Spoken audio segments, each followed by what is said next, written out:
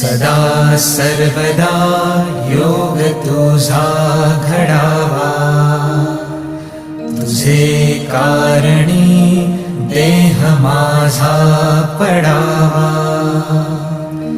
उपेशू नको गुणवंता अनंता, रघुनायका मागणे हेची आता. जय जय रघुवीर समर्थ.